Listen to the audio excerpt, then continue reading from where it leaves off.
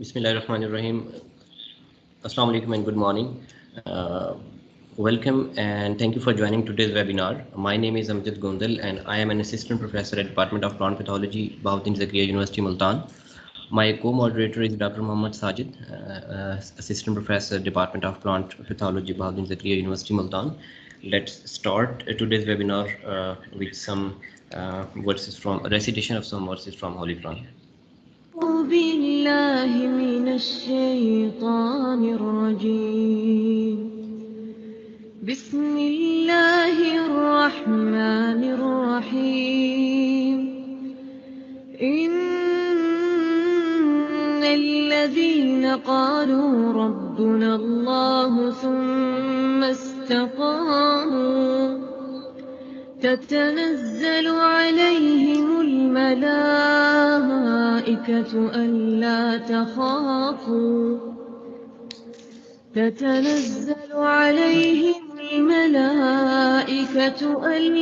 تخافوا ولا تحزنوا وأبشروا بالجنة التي كنتم توعدون نحن أولياؤكم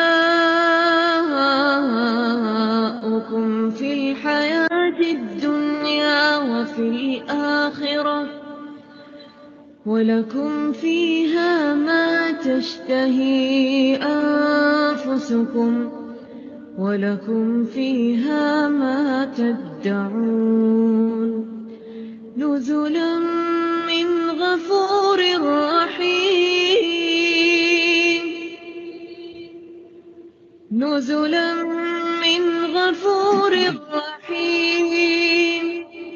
ومن أحسن قولا ممن دعا إلى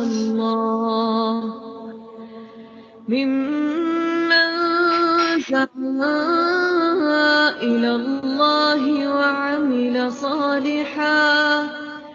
وعمل صالحا وقال إنني من المسلمين ولا تستوي الحسنة ولا السيئة ادفع بالتي هي أحسن فإذا الذي بينك وبينه عداوة كأنه ولي حميم.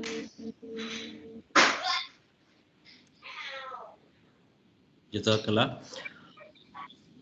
On behalf of Professor Dr. Rashida Teague, Chairperson, Department of Plant Pathology, Bahauddin Zakriya University, Multan, the organizer of today's webinar, I welcome Professor Dr. Mansoor Akbar Kundi, Vice Chancellor, Bahauddin Zakriya University, Multan, Professor Tariq Mukhtar, President, Pakistan Phytopathological Society, Dr. Hukumat Ali, Dean, Faculty of Agriculture, Sciences and Technology, Bahauddin Zakriya University, Multan, and respected webinar participants to this webinar. Today, we are presenting on One Health approaches to managing crop diseases in rural villages. This webinar is being presented by Professor David Guest from School of Life and Environmental Sciences, Sydney Institute of Australia. Dr. David Guest is graduated with a BSc in Agriculture in 1977 and PhD 1983 from the same institution. He enjoyed 20 years at School of Botany at the University of Melbourne before returning to the University of Sydney as Professor of Horticulture Sciences, then Plant Pathology in 2004. His current research focus is on the constraints faced by the small holder farmers in tropical horticulture that limit adaptation of improved crop management and family livelihoods. He has supervised over 40 postgraduate research students, published over 100 research articles, 3 books, 19 book chapters, and peer-reviewed articles, and been awarded over 17 million in research funding. He is a frequent keynote or plenary speaker at national and international conferences. He is a fellow of the Australasian Plant Pathology Society, ex-president of Asian Association of Societies for Plant Pathology, and recipient of a career medal for agriculture and rural development from Government of Vietnam, and is a member of the Order of Australia.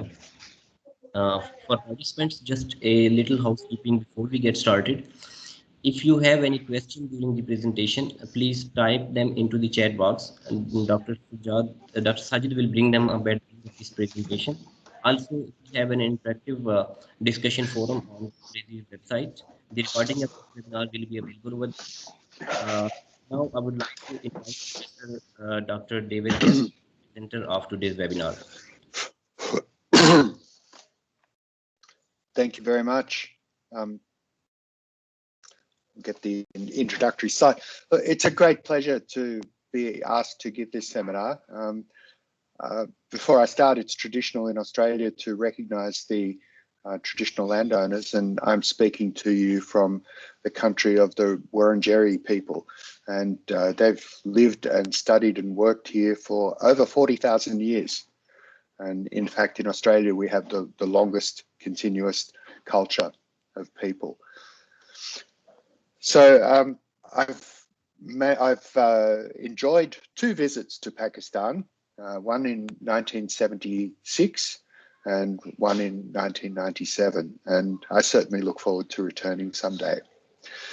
So what I'd like to speak to you about today, if we could have the first slide, please, Dr. Gondal. Thank you. Thank you. What I'd like to speak to you today is about some work that we've been doing with cocoa farmers in Sulawesi and Bougainville. Obviously, this photo that I'm showing you is not of a cocoa farm. It's one of the places that I visited in the Hunza Valley some time ago. So could we go to the next slide, please?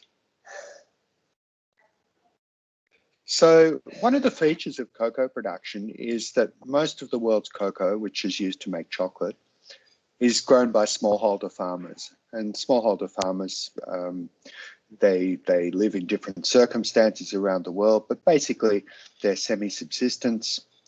They typically farm a hectare of land or something like that. So they're smallholder farmers. They grow most of the world's cocoa beans. In the countries where cocoa is grown, it tends to be the most important source of income for farmers. And this is certainly true in Bougainville and in Sulawesi. I'll show you a map of where these places are in a little while. But the features of cocoa production by smallholders are that their yields are very low. So the average global yields for cocoa are somewhere between 300 and 400 kilograms a hectare. We know that it's possible to get 3 or 4 tons per hectare under good growing conditions. So this is a fraction of what's possible. And while I'm talking about cocoa today, I think a lot of what we have learned from cocoa farmers, from working with cocoa farmers, applies to smallholder farmers everywhere in the world. Because we know that there are similar problems, very low yields, very low incomes. And if you think about the average yield of a cocoa farmer might be, if they have 1 hectare, so perhaps they produce 300 or 400 kilograms. The typical price for cocoa beans is somewhere around $2,000 a ton. So what that means is that most cocoa farmers earn around about $800 a year from cocoa sales, and it's the most important source of income. So these farmers and their families are living in poverty. And you could ask, well, why do they keep growing cocoa if they're living in poverty? Well, one of the interesting reasons is that because you plant cocoa, or cocoa grows on trees, when you plant the trees, it marks out your property. And so in a sense, cocoa trees are a fortress crop. Nobody can come and take your cocoa trees. They can take your cocoa pods, but they can't take your cocoa trees. So it marks your property. If we look at the world's global, the cocoa market around the world, it's dominated by production in West Africa. So 3/4 of the world's cocoa beans are grown in the wet tropical parts of West Africa. And because they dominate the world market, that's what affects cocoa prices. So if there's good weather and a good crop in West Africa, cocoa prices drop because production is high. And if there's poor weather, production drops and global cocoa prices go up. So farmers in the areas that I'm talking about in Asia are price takers. They have very little control over the global price of cocoa. And another feature of smallholder cocoa production is very poor infrastructure and capacity of the farmers themselves. I'll talk more about that in a minute. Could I have the next slide, please? Now, the major pests and diseases affecting cocoa are shown on this map here. And you can see the three major cocoa producing areas in Latin America, in West Africa, and in Southeast Asia. And globally, the most important pathogens are Phytophthora, which cause, and so you can see that the estimated annual losses of cocoa production in 2016, about 874,000 tonnes of cocoa production is lost due to Phytophthora diseases or black pod. So that's about 20% of the world's cocoa production. There are other diseases, and the other thing I want to point out about black pod is that it's globally distributed. Right? We have two main species, Phytophthora palmivora, which is global, and in West Africa there's a second species called Phytophthora megakarya. They cause similar symptoms. They attack all parts of the cocoa tree. So that disease, black pod disease, is global. But if you look at the different regions, in Latin America, there are two other important diseases, frosty pod and witch's broom. And they're both caused by basidiomycete fungi. If we look at West Africa, the other major disease is cocoa swollen shoot virus. And if we look at Southeast Asia, we have two other problems, vascular streak dieback, which is caused by a basidiomycete, and cocoa pod borer, which is a small moth that lays its eggs on the developing pods, and those pods are infested by the larvae. So you can see that approximately, if you total up all these losses due to pests and diseases, about 40% of the world's cocoa crop is lost due to pests and diseases. And so one of the thoughts has always been in the cocoa industry that, look, if we can reduce the losses due to these pests and diseases, we can significantly increase production. And that's going to affect smallholders who suffer the greatest losses in crop diseases and pests. So by managing these pests and diseases effectively, it's also possible to alleviate poverty amongst smallholder cocoa farmers. Could I have the next slide, please?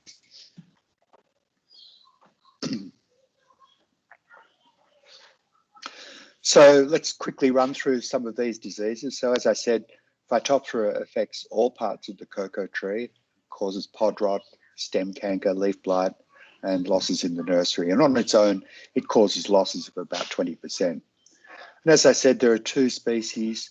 Globally, Phytophthora palmivora is the most important, but in West Africa, there's a second species, Phytophthora megakarya. Next slide, please. Vascular streak dieback is quite an unusual disease. It's caused by a basidiomycete, and cocoa is the only known host.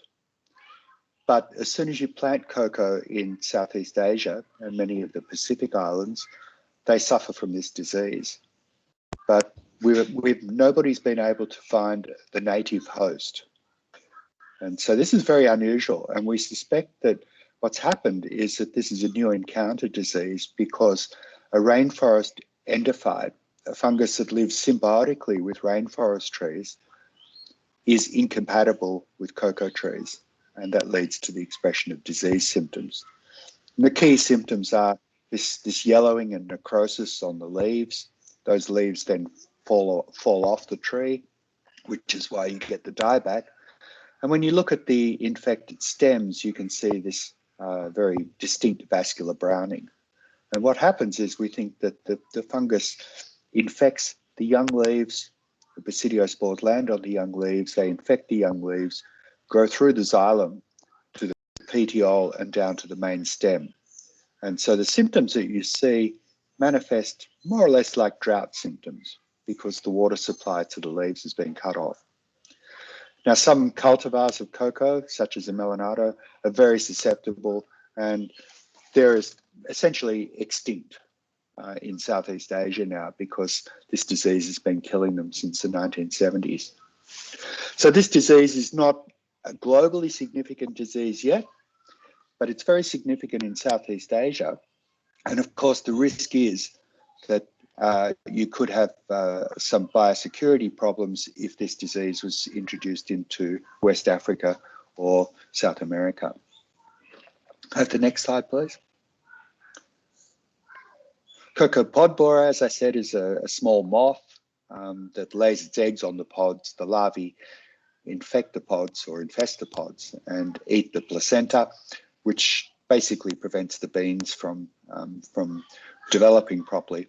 And so you don't get good chocolate. So they're very low quality and they're mostly not saleable. And this causes very significant losses of cocoa production in Southeast Asia. Next slide, please. So given that these are the main pests and diseases, there have been a number of projects that have developed very effective ways of managing these pests and diseases. There's two studies that I've cited there, one from Papua New Guinea, one from Indonesia. And the approach is basically to accept that farmers have some limitations. I'm sorry about the font, that looks a little like Hindi down the bottom, but I'm sorry, there must be some mistake, but I'll get to that in a minute. So we know that farmers face limitations. They may not have a lot of cash. They may not have a lot of labour. So these recommendations are staged so that farmers who have very few resources can implement medium-level management, sanitation, weeding, pruning, canker treatment, and weekly pod harvesting. Now that only requires labour. It doesn't require any capital input. So it should be accessible to smallholder cocoa farmers. If smallholder farmers have access to some cash, they can move to the high level of management, which adds manures and fertilizers. And if they have more money, they can also use pesticides.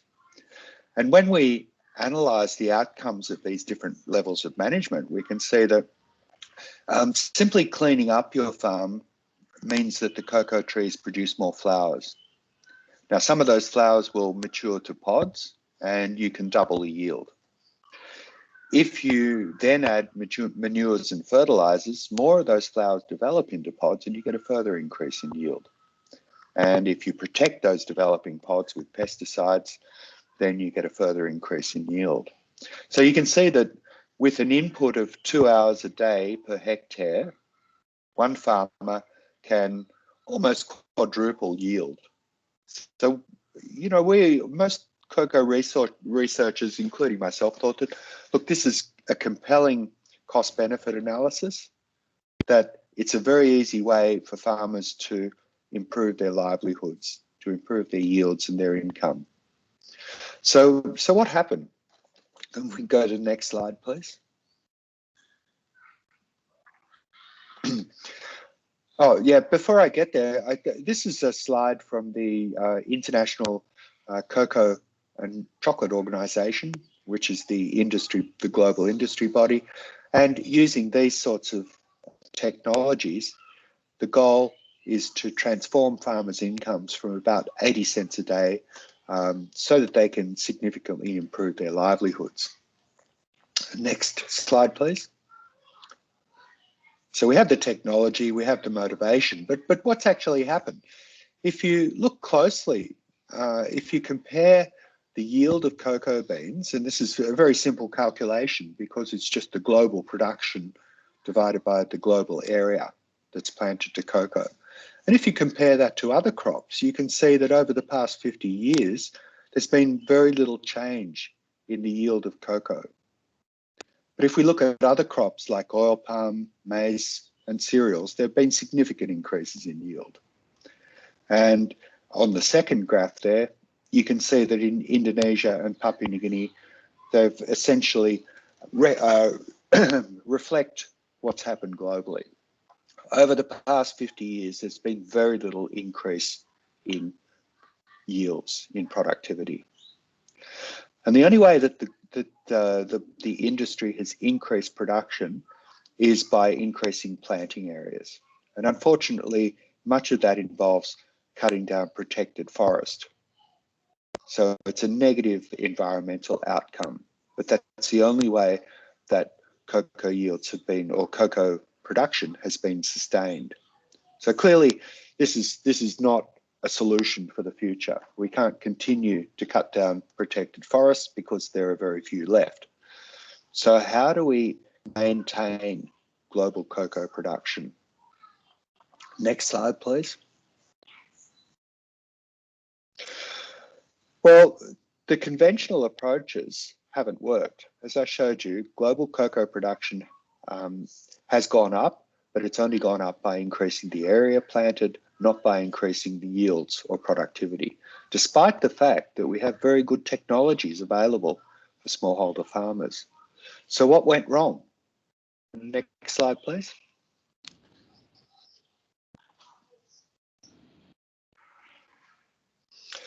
So conventional approaches to farmer extension, and this is fairly common, whether it's cocoa or rice or maize or whatever crop it is, the conventional approach to farmer training is based on a number of assumptions. It assumes, firstly, that farmers want to change. Now, that's an assumption that farmers are not happy with their current livelihoods. They want to increase their production, increase their income. And the only thing that's stopping them from doing that is that they lack the knowledge. And so the philosophy is that by providing farmers with the knowledge to increase their yields, they'll do it because they want to do it. All right? Now, that's an assumption that hasn't really been tested. The second thing is that many extension programs are designed remotely. They're often top-down. So it could be, for example, if you think about, say, FAO programs, often they're designed, the extension programs, farmer training programs, are designed in regional offices.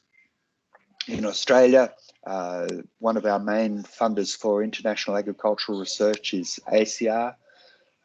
Many of the programs are designed from the top. They don't often consult farmers in the design of programs.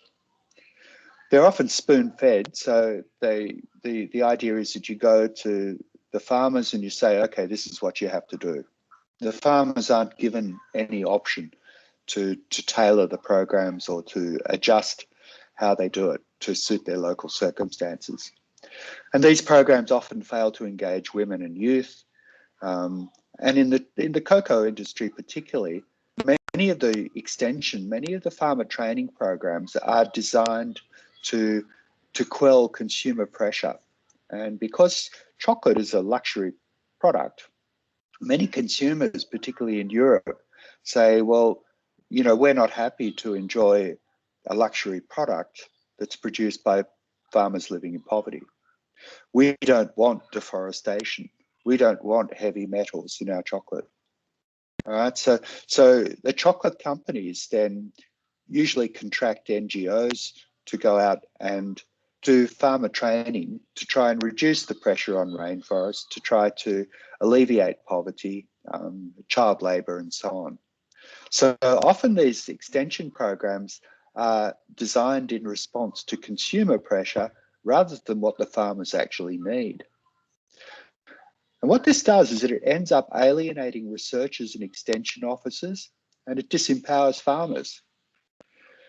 Now, there are other approaches that improve on the conventional extension approach, such as participatory approaches. These are better because they do involve consultation with the farmers, but the impact is still very patchy.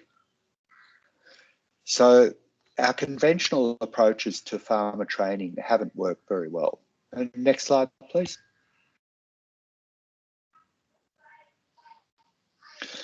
So and this is the sort of research that I was doing with farmers for many years, showing them that they could improve their cocoa production. And the technologies were fairly simple. It's basic sanitation, good hygiene, and good farm management practices. But because it wasn't working, I thought, well, it makes sense from my perspective, but does it make sense from the farmer's perspective? And so we started asking farmers, why would you adopt improved technologies? And that involves a number of things. Is there an incentive? Is it a good business decision to adopt these technologies? It involves an investment, but is it a good investment? Secondly, do the farmers have the knowledge to implement new technologies? And this is where traditional farmer training programs come in. And the third question is, well, even if farmers decide that it's a good business decision, even if they have the knowledge to implement new technologies, what stops them from doing that? Do they face other constraints like a lack of finance or a lack of labour? So these are the things that we started to look at. Now, I'm not going to talk too much about incentives because the cocoa industry is a little unusual because supply and price is determined by the market or the cocoa farming industry in West Africa.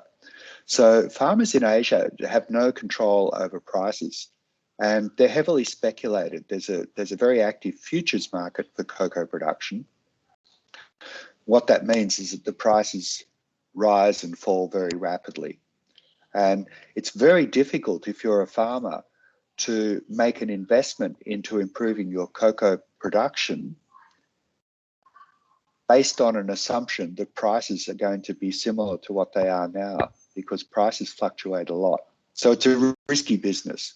So I'll leave that. I'll talk more about the capacity of farmers because we think about the knowledge. Well, that's what conventional farmer extension programs deliver. They deliver the knowledge. So we have to assume that farmers have the knowledge. And so that leaves us with the capacity.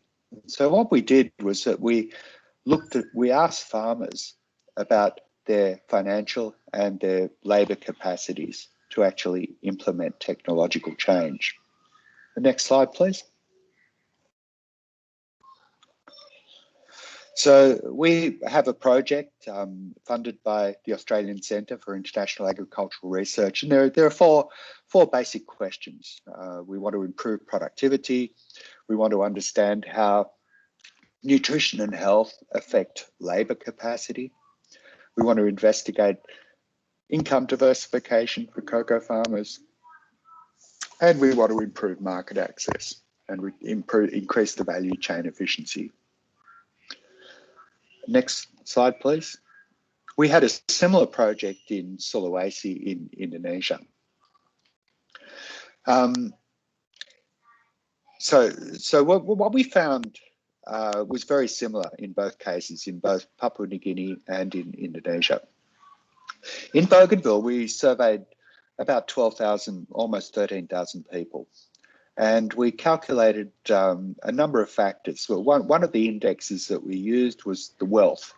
And that was based on demographic data, housing, farming equipment, bank accounts, ownership of mobile phones, radios, boats, and so on. Now, in the top graph there, you can see that there are four lines. On the y-axis is what the y-axis is doing is distinguishing whether farmers sell from the top wet and dry beans. The second one is dry beans. The third one is wet beans. And the fourth one is NP, no production.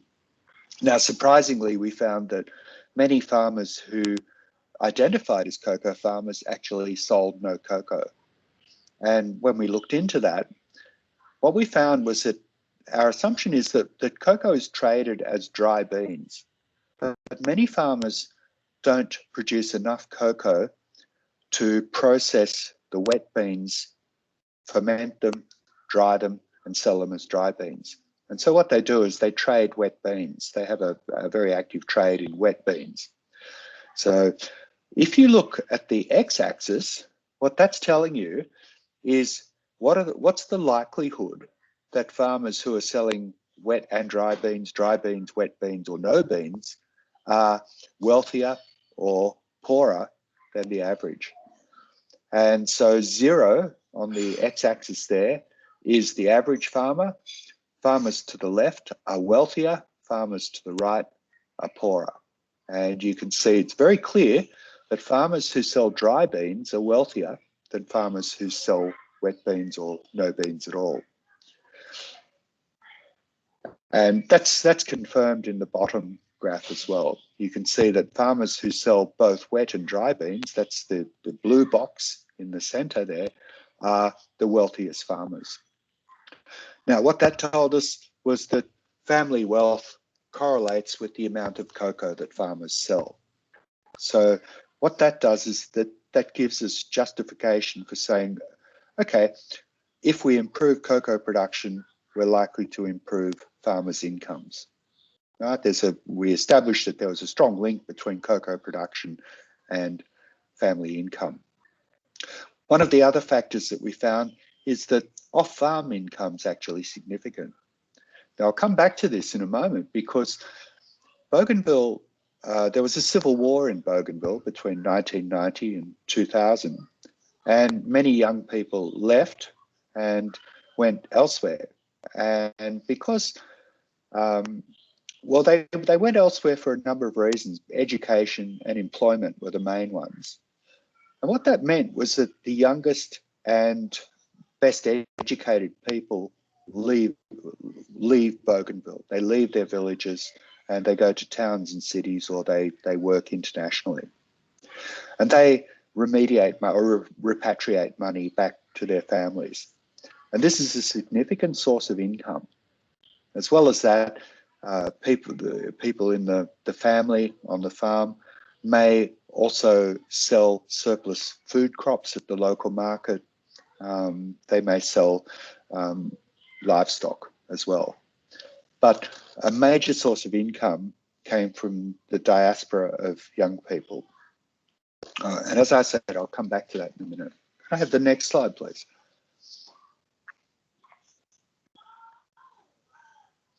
So if you look, there's a lot of information in this little graphic here, but it tells you that anything where you see a green dot positively correlates with the income. Anything with a red dot negatively correlates. So factors that contributed to family income were diversity. They didn't just depend on cocoa, they had a number of sources of income. They had working tools, they had available labour, they had post-primary education and more cocoa blocks. On the other hand, negatively correlated factors included gender. So households headed by women were poorer than households headed by men. Family health, the number of health afflictions in the family reduced the production of cocoa. And food insecurity. So farmers who reported that they, over the past month in our survey, when they reported that they feared food insecurity, were also less productive. That's I guess, a proxy measure of poverty. So poorer farmers tend to produce less cocoa and they're poorer. Interestingly, there was no correlation between whether or not the farmers had received extension training or any other biological, geographical, or socioeconomic factors. And what that tells us is that it's not knowledge that's stopping farmers from implementing new technologies. It's not knowledge. In fact, it's things like gender, health, and education. Next slide, please. All right, so here's some more data. You can see education by wealth quintile. You can see overwhelmingly tertiary educated farmers, almost 50% of those farmers are in the wealthiest category. On the other hand, farmers with the lowest level of education tend to be poorer. Right? If you look at the ownership and condition of farm tools, you can see the most common tools are fairly basic. They're a bush knife or a machete, hook knives, pruning saws, and wheelbarrows. But even then, many of those don't work. And you can also see, we found that most farmers own their own land. So they weren't tenant farmers. So land ownership is not a limiting factor either. But we can see that the ownership and conditions of the tools is obviously going to be limiting, and so is education. Next slide, please.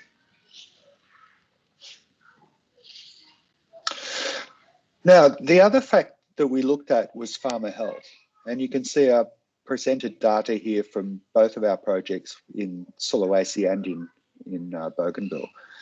Now, what you can see here are the most common health problems reported by men and women in cocoa farming villages.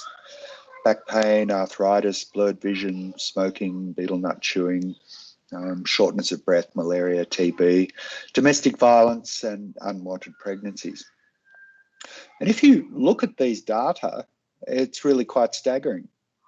And think about it in context of farmer training. I'll give you a quick example. One of the principles that you teach farmers, cocoa farmers during traditional training, is that you need to prune your shade trees and prune your trees to encourage new growth and flowering. If you look at the data, in Bougainville, 43% of men, 63% of women report back pain. So they're not going to be able to do hard labour. Right? And especially if you combine that with things like arthritis, shortness of breath, and so on. Another principle that's taught in farmer training is being able to identify diseased materials. Right? So the farmers look into the trees and they need to be able to identify symptoms of diseases and pests. Now, if you look at blurry vision, you can see that somewhere between 20 and 30% of farmers report blurry vision. So what we're doing is training farmers to spot disease symptoms, but actually their vision stops them from being able to do that. All right, so we're training them, but they physically can't actually implement what they've learned. Now, at the bottom of this table, I've highlighted three other things: teeth problems, food insecurity, and childhood stunting. You can see very high levels of dental problems. One of the consequences of that is that people can't eat, they can't chew, and that contributes to malnutrition. If we look in Bougainville, 30% of the families reported food insecurity over the past month, and the level of childhood stunting was 68%. In Sulawesi, it was 50%. Now, this is tremendously important because childhood stunting means that not just the physical development of the child is inhibited, but their mental and cognitive development too. So stunting is an indicator of childhood malnutrition. That can be because of the lack of food or because of poor sanitation, which causes diarrhea and dysentery. But what it means is that children who are malnourished end up being stunted. They can't work very hard. They're vulnerable to many other diseases later on in life, and their cognitive development is impaired, so they don't do well at school. So they drop out of school, and that leads to poor education. And as I've just told you, poor education is one of the main indicators of poverty and low production. So childhood stunting is actually one of the fundamental issues that we face in working with smallholder farmers. Next slide, please.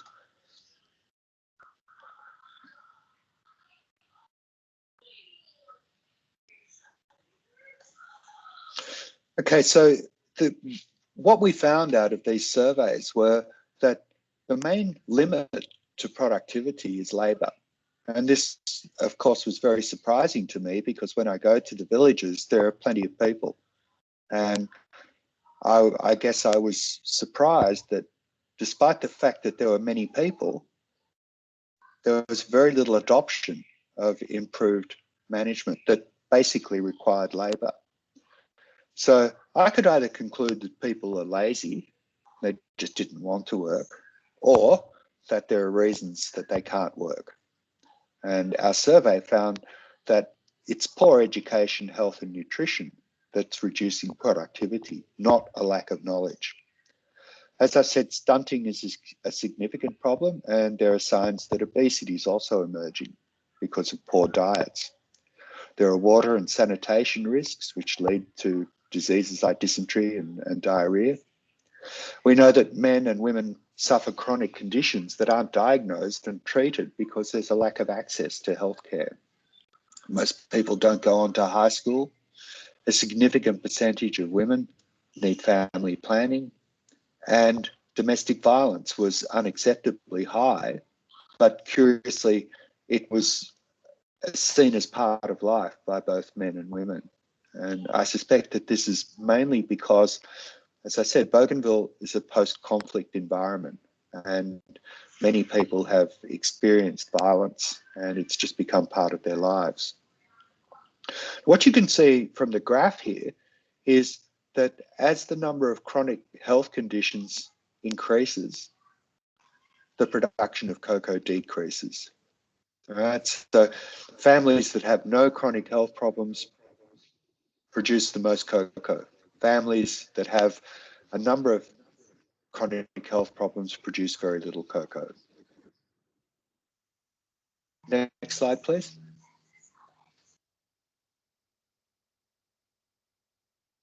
So what can we do about this? And this is where the One Health approach comes in. Now, I'm not sure how familiar you are with the One Health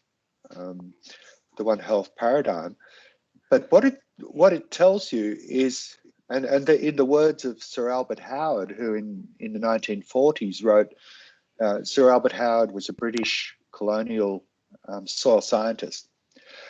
He wrote that the health of soils, crops, livestock, and people are one and indistinguishable.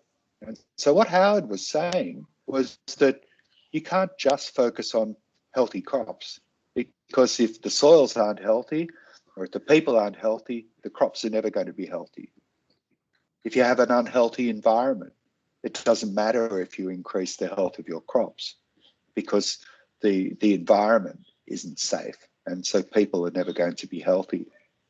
All right, so One Health basically points out that everything in our environment is linked. And as plant pathologists, we shouldn't just be focusing on improving the health of our crops. We should also work with people who work on soil health, livestock health, and medicine and environmental health. So that's the One Health paradigm. Now, how do we actually implement this? Well, the first and most important thing is to consult. And consultation with communities does two things. Firstly, it raises the awareness of the problems. And secondly, it allows the communities to prioritise the assistance, how they respond to these problems. We've been able to, what we did in Bougainville and in Sulawesi was that our partners there were from the Department of Primary Industries, Department of Agriculture, but we also approached the Department of Health. And so we developed village curricula where you actually integrate livelihood and health training. So, for example, we taught people in the Department of Health how to improve people's diets by growing more fruit and vegetables. We worked with the Department of Agriculture staff to recognise human health problems, to recognise unsafe water, and to develop packages for communities rather than working in isolation. Now, food crop production is very interesting because cocoa is a commodity crop. People can't eat it, so they have to produce their own food. But if they're able to increase their production of food crops, not only does that improve their nutrition, but those those foods can also be sold at the local market to provide supplementary income, particularly benefiting women in the communities. And the model that we've used is a hub and spoke model of delivery. Because Bougainville had a civil war, all of the infrastructure was destroyed. There was very little sign of any infrastructure or any government services throughout the island. And so we established 3 hubs in the north, the centre and the south of the island, and linked those to villages as spokes. So that's the hub and spoke model. And I think you should see that in the next slide, please.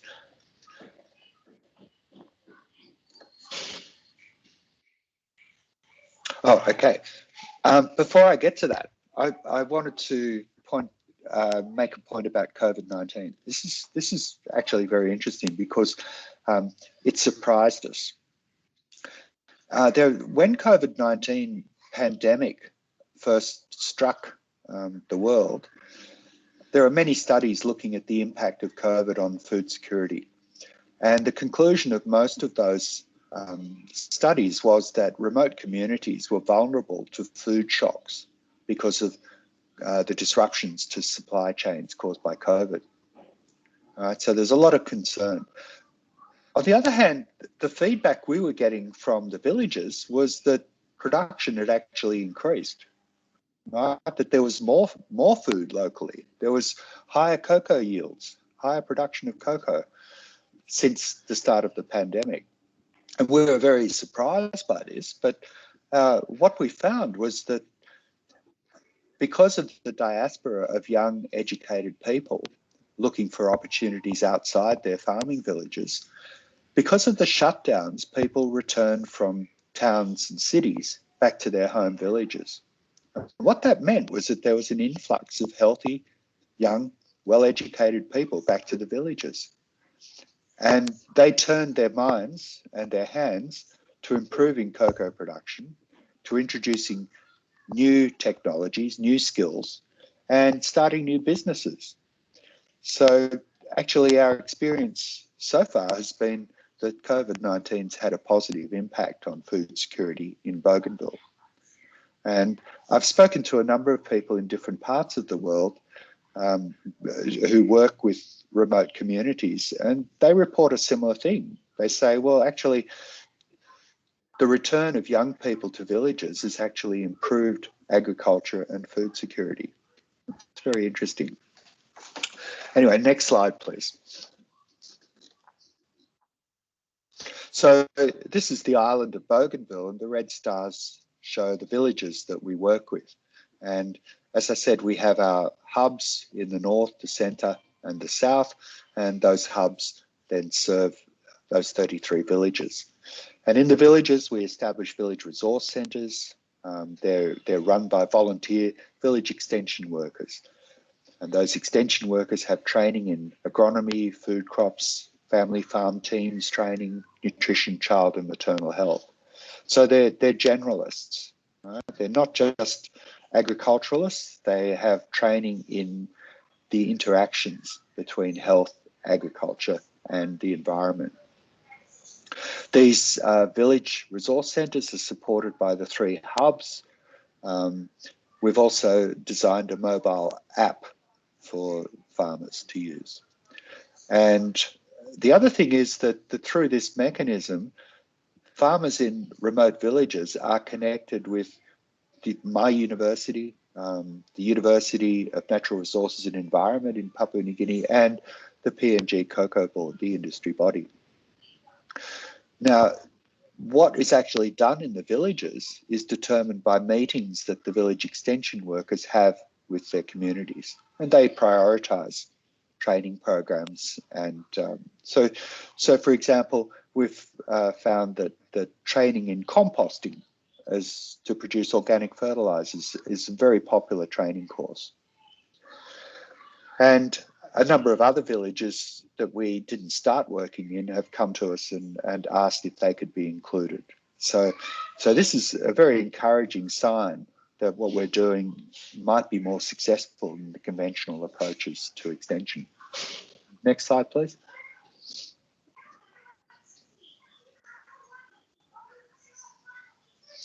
Okay, so looking at income diversification, what can you do? Well, you can help farmers to produce food crops, and you can see ibeca, which is a leafy green vegetable on the top right. Cash crops, so as well as cocoa, there are crops like vanilla, and that woman is pollinating the vanilla pods. So it's a very high value crop, and it grows very well, but again, it's labour intensive and it provides very good income.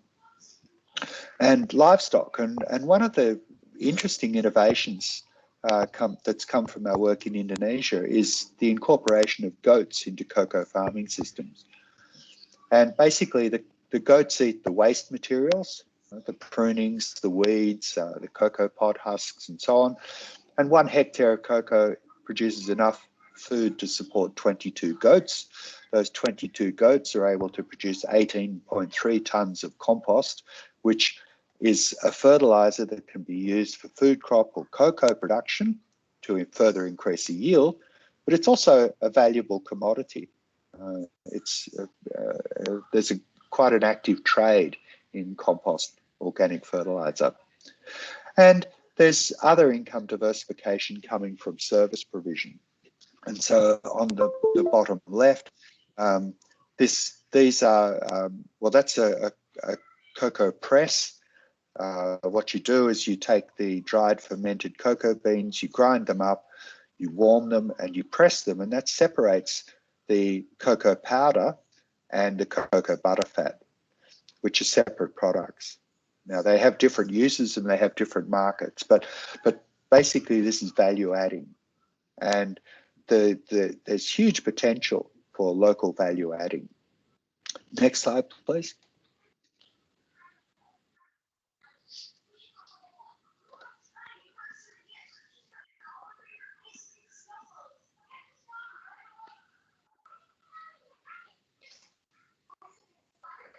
And the next slide, please.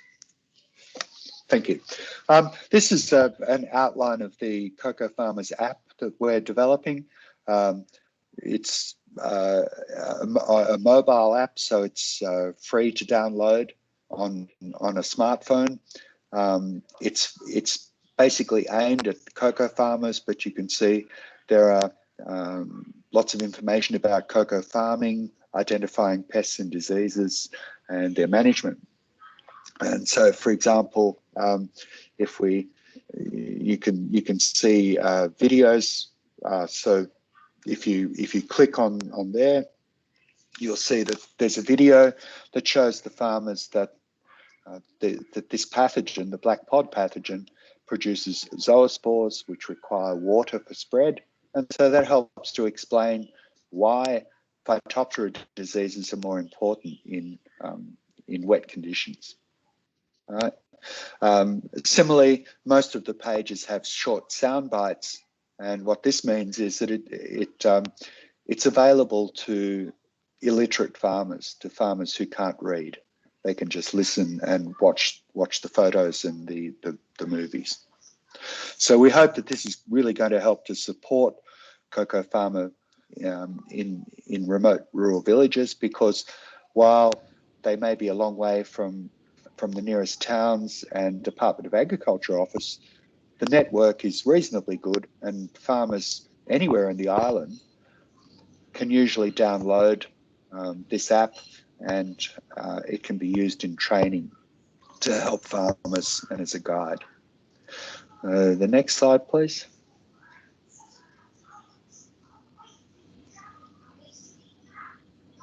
I think it's the last slide. And in this last slide, I just wanted to acknowledge all the people who've contributed to this work. There's too many names there, but these people have been incredibly important collaborators for me. And down the bottom, you can see a list of the organisations that have supported this work.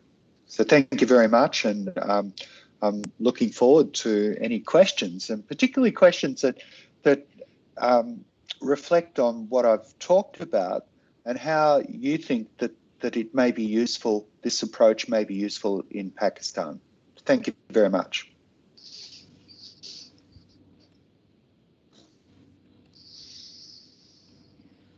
Thank you, Dr. David, for a very informative talk. Uh, we are open for the questions from the participant. Okay, the first question is from Anis Safir. Anis, you're allowed to unmute your mic.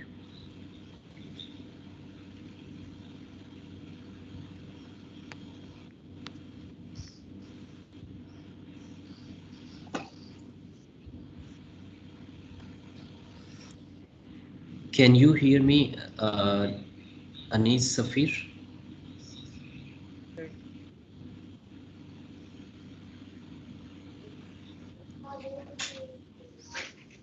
Can you hear me, sir? Yes, I can. I can hear you well. Sir, could you please raise your voice volume? Raise. Anis, we can It's hear very you. Do you have any question for Dr. David? not regarding the webinar, but the voice quality is very low. So can you please? Okay. Sorry. Any other question from the participants, please?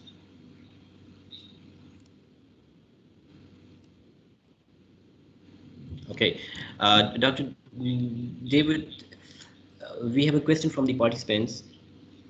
As you have mentioned that farmers are unhappy with the current livelihoods and they lack knowledge to change, what should be approached to what should be approached in this case for countries like Pakistan?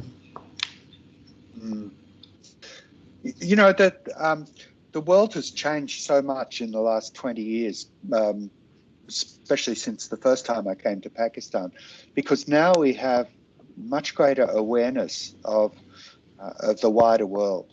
So, for example, I remember in 1976, you know, people were surprised to see someone from Australia in a rural village. But now, of course, everybody has access to the internet and they can see what's happening in the rest of the world. So what that does, particularly for young people, is that it raises their expectations. People are no longer, you know, you could say, all right, when you ask old people in the villages, are they happy with their lives? More or less, they're going to say yes, because it's the life that my father led and my grandfather and my grandfather. Young people now are not so happy with that traditional life. They want more, and they want more opportunities. And so I think that is an important factor, because what it means is there is much more willingness now to change. Now that's the positive part. There's also a willingness to change because you know, the old system is inequitable, fundamentally inequitable. There's too much disparity between wealthy people and poor people. There's too much disparity between men and women. So I think that there's a big momentum for change, and so our opportunity is to bring the technologies to people in a way that it's suitable for them and it's what they actually need.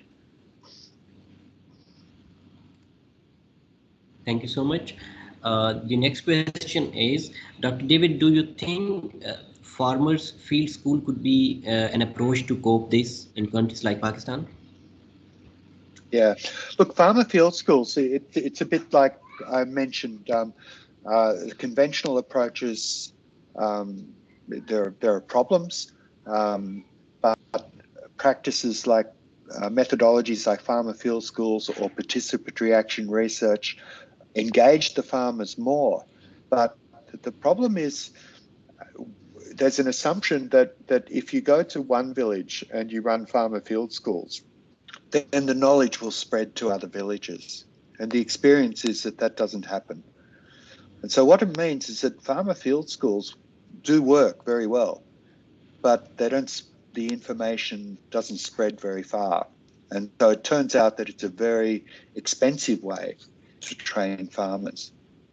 And that's the problem. So, the farmer field school, it's a wonderful approach, but it's very expensive and very time consuming. So we're looking at, well, okay, are there faster ways to encourage farmers to change themselves? All right. So there has to be that willingness to change. Farmer field schools partly address that willingness by increasing awareness of the need to change, and then providing some assistance in changing. But it's very intensive and very expensive. Thank you. Dr. Manzoor Hussain Sumbro, thank you, sir, for joining to this webinar. You can unmute your mic for the question, please.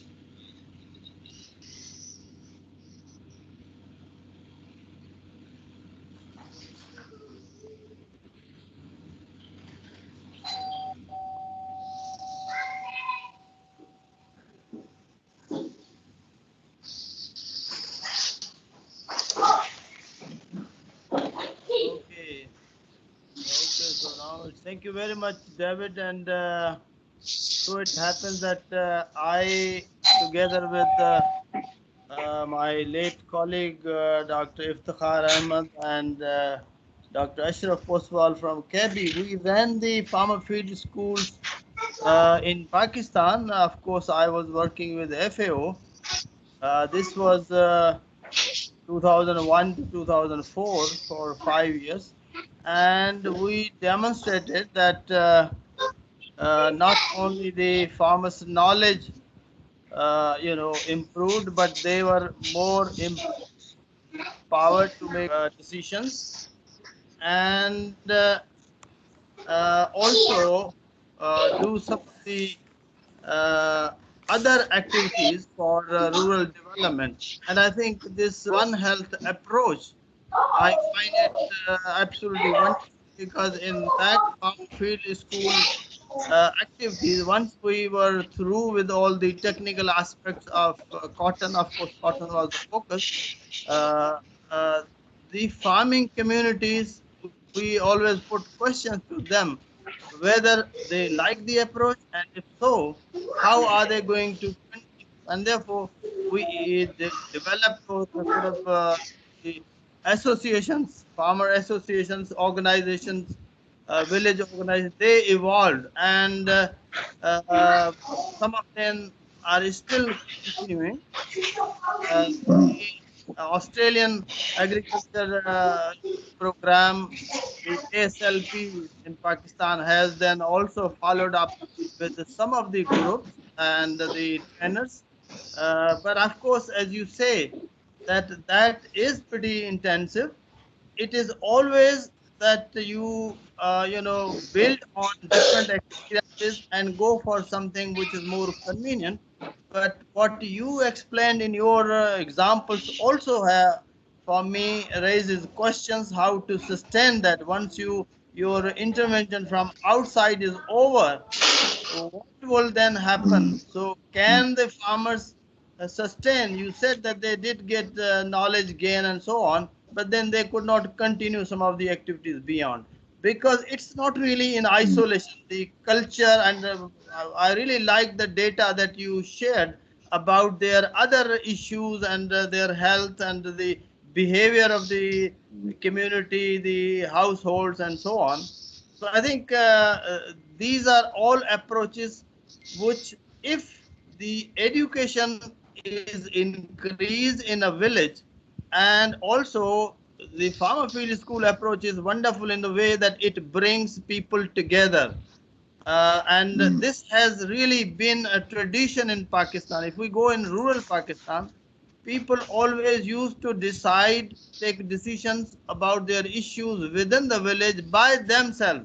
And if a policeman comes in a village, they would really feel offended that why a police has come and intervened. And I find that being a rural, Pakistani, born in a very rural area, I feel that that is a strength that Pakistani rural people and cultures really have, and we need to build on that. I think our Mm, colleague who worked with us in the IPM farmer field schools in Pakistan, Dr. Munawar Kazmi, who is also a plant pathologist, our colleague, he is now the country manager of ASLP in Pakistan, and I think we can, put some of the best practices together, and with a little bit adjustment in every village environment and culture, we can come up with some of the nicer things. However, mm, this can only sustain if the local government, the policymakers, and the community is really on board, not only looking for money from outside projects, but really to invest mm, from their own. Uh, so this is what I had to say. I thank you, mm. David, very much for sharing this thought, and I really congratulate Amjad and Tariq and all the team of Pakistan Phytopath Society, which I am also a life member. Uh, that this One Health and the plant clinic activities have started. Thank you all very much. Thank you. Thank you. I would Thank you. be happy if you also have to add anything. Oh, look, yeah, Mansoor, thank you for that. I completely agree about the family, the farmer field school approach. Um, it works locally, but as I said in my introduction, the issue with cocoa farming has been that there have been millions, probably billions of dollars spent on farmer training, including farmer field schools through CABI. They're wonderful. I've been involved in a number of them. But the problem is that productivity hasn't shifted. So we need to look for, farmer field schools are one approach. We know they're effective. We know they require quite a lot of resourcing as well. So what are other approaches that we can use that might have a bigger impact? And I'm sure you're familiar with Liebig's law. Now, Liebig's law, it's a simple way of saying that uh, a barrel of water can only hold as much as the lowest stave, right? So if you're looking to improve the capacity, you have to find out where the biggest problem is. And Yeah. so we know that farmer field schools are working well, but we had a feeling that they weren't the biggest problem. And so now we think, at least in Bougainville and Sulawesi, and I suspect that it's more common globally, that the biggest problems are not actually farmer knowledge. The bigger problems are the capacity of farmers in terms of their education and their labour availability. And so if in future, instead of thinking about just farmer field school training, only training on agronomy, if before we do that, we talk to the villages, talk to the communities and say, okay, so what are the biggest issues? And that may involve, when we're building these interventions, when we're building farmer training, that we do it in collaboration with the Department of Health, or we do it in collaboration with the the livestock branch of the DPI, or we do it, that we look very broadly to put together packages that help the entire village. So that involves, looking at all of these factors, not just agronomy. And I think that's one way of improving the effectiveness of farmer field schools. Yeah, absolutely agreed. And I think the overarching intervention is, you know, uh, good education formal or non-formal in that area, because in rural communities, I'm sure you are aware what happens in the African world, like you showed some of the data about the violence and the perception and so on.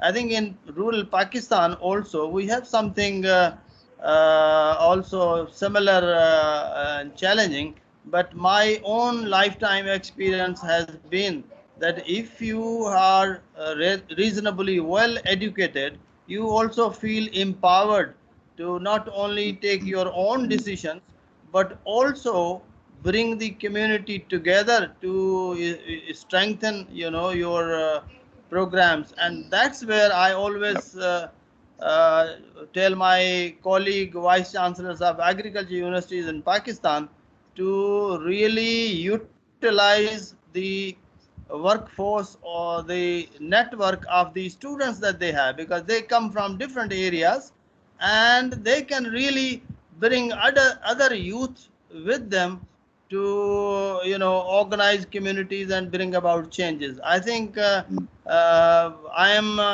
now around 65, and probably our generation is out. It is really the young people who can bring Mm. about the change. They are energetic. They have the present day technology utilization. You talked about the mobile apps and all that. Some of the seniors wouldn't just indulge into that. So Mm. I think there is a lot of potential to work with the international organizations also. But Mm. I would say again, until and unless the house, is in order, any other outside intervention won't help. So Yes. everybody has to put their own house in order first. Thank you very much. Yes. Yes. Thank you, Amjad.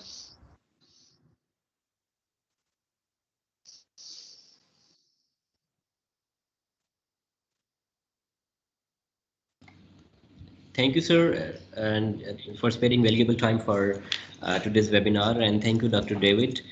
We are, by the way, organizing our 7th International Conference of Pakistan Phytopathological Society. And on behalf of the organizing committee, I invite you to participate, and we will be happy to see you in Faisalabad. The scheduled date is 21st of November to 23rd of November this year. And now I would like to invite Professor Tariq Mukhtar, President Pakistan Phytopathological Society, for his remarks. Thank you. Thank you, Dr. Amjad. Uh, Professor Dr. Rashda Atiq, Professor Hakumat Ali, Professor Dr. Mansoor Ahmed Kundi, ladies and gentlemen, I am thankful to all of you for such a wonderful webinar. The talk delivered by Professor David Guest was very informative and enlightening. The lecture was focused on One Health approaches to managing crop diseases in rural villages. In this webinar, Professor David shared valuable information for our students and researchers. I must mention here deep sense of appreciation for him for sparing his valuable time. Thank you, sir. The webinar was organized by Dr. Amjad Shehzad Gondal and Dr. Muhammad Sajid. So I would like to acknowledge my deep gratitude to them, as both the faculty members are vibrant and hardworking. These efforts indeed must be appreciated. Therefore, I congratulate and applaud the organizing committee for organizing this webinar series and encourage arranging such events to share scientific knowledge for a productive output. And lastly, Pakistan Phytopathological Society is equally available to collaborate, cooperate, participate, and support such events for a productive output. Thank you very much.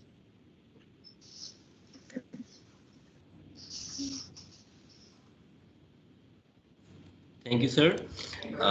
Now I would like to invite Professor Dr. Rajta Ateek, Chairperson, Department of Plant Pathology, Bhagin Zakriya University, Multan, for a vote of thanks.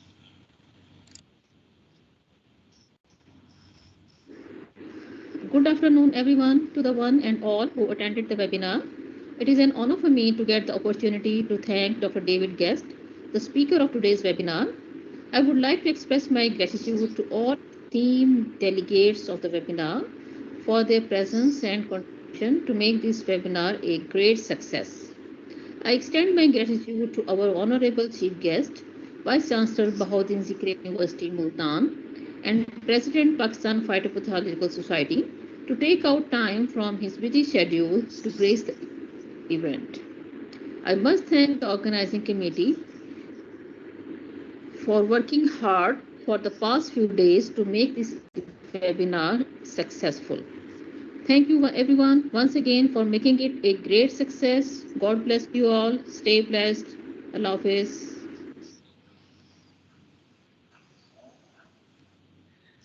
Thank you, ma'am. Thank you very much, Dr. David Guest and Dr. Manzoor Sen Sumro Saab, and participants to join today's webinar. Please visit Plant Disease Clinic website for more updates on our upcoming events. Have a wonderful day ahead. Goodbye. Thank you.